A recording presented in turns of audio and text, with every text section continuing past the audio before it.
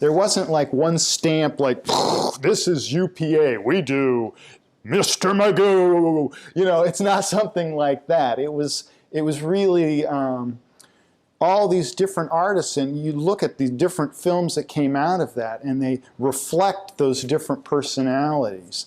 Its influence was profound anywhere in terms of just how do you get to the essence, how do you get to the nugget of an idea.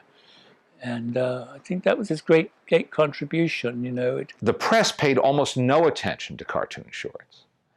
But when the UPA cartoons came along, suddenly Time magazine was writing them up.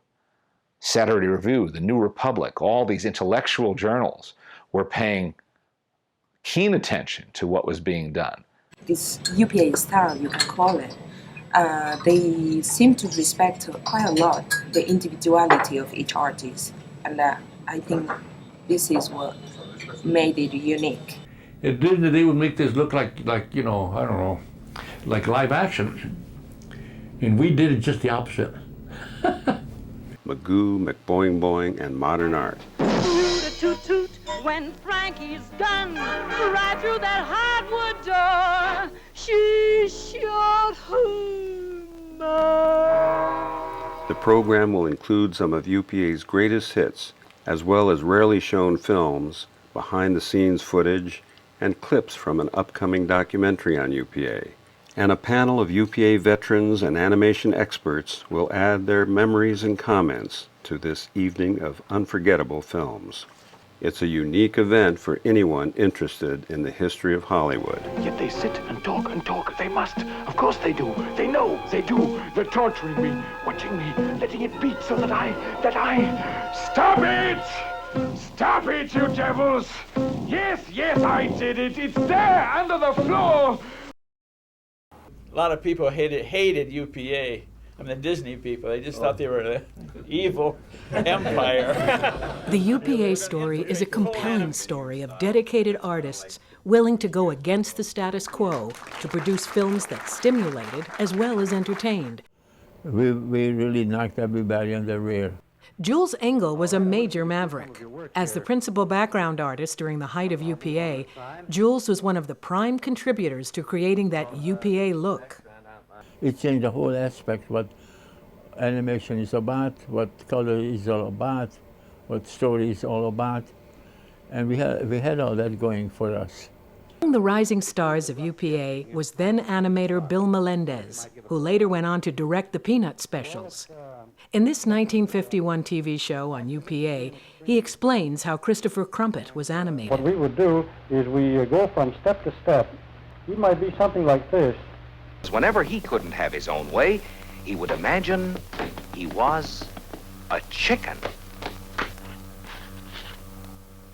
And then he really was a chicken. Over 50 years later, Bill Melendez watches Christopher Crumpet again, for the first time since his UPA days.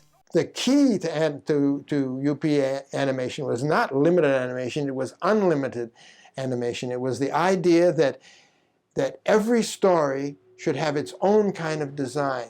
And the lone sharks were following. The UPA was the first studio to come out without a house style. 2x2, 2x2. UPA was the first studio to say any style in the world. Starring Daddy and Happy. Any graphic style, any style of any artist, anything that you can imagine is possible to animate. Daddy, look! A bee house! Ouch! No, this is not a UPA film, but the opening title sequence of Pixar's Monsters, Inc., created by G. Flea Bodo, an early admirer of the UPA magic. When all the elements magically come together, and of course it's never magic, it's always sweat and tear and pain, and it's a lot of work to get the magic to happen. Jeff Pigeon is another Pixar artist who saw his first UPA films while attending CalArts, where Jules Engel was teaching. I've drawn ever since I was little, so for me, I think for me, I was just pulled to this style like a magnet, having a window, a rug, and a chair, and it's like you're done. There's a living room. It's allowing the audience to fill in the blanks a little bit, which I think is really nice. And plus, there's just nice things like I've always really loved when he walks to school and there's that little hop. It's not literally what kids do, but it gives you the feeling, and it's just really nice. I remember, I think he did it. We were on Hollywood Boulevard, and Bob did that, hopping around like a little bunny rabbit, you know, because he was thinking always. He had to put that thinking into movement. It all starts with the script, really. And I think the Magoos were beautifully done. The script was great. And then the acting. I mean, Jim Backus's voice as Mr. Magoo. It was perfect. 16, please.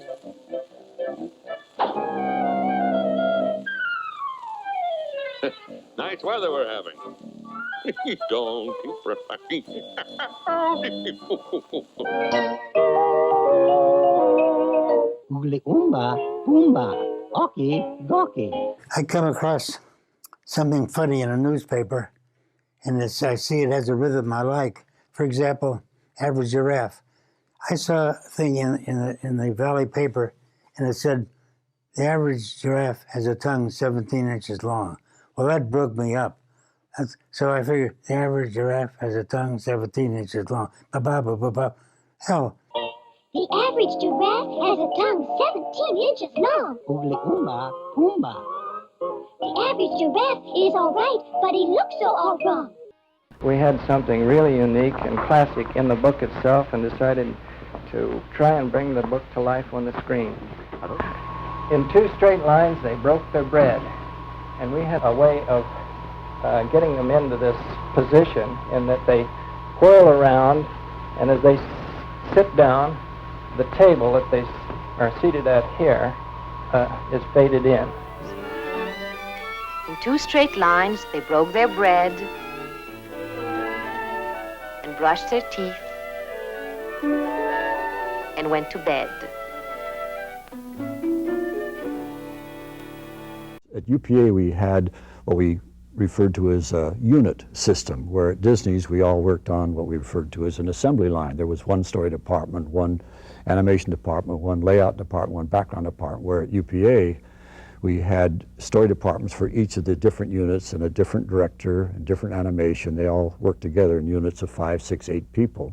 And it worked very, very well. As a matter of fact, when we did Gerald McBoing Boing, we walked away with an Academy Award. That was about 1951. Bob Cannon's characters were always very appealing, and when he was, most directors in those days would, at the very least, make roughs of key positions in the scene. Some directors, like Cannon, would put more of the poses into the scene. They were working on Willie the Kid, and he had the fellows in his unit at the studio bring their kids out to play in our backyard, to play cowboys and Indians. And he and T ended up tied to a post, and the kids were all around him with guns and carrying on.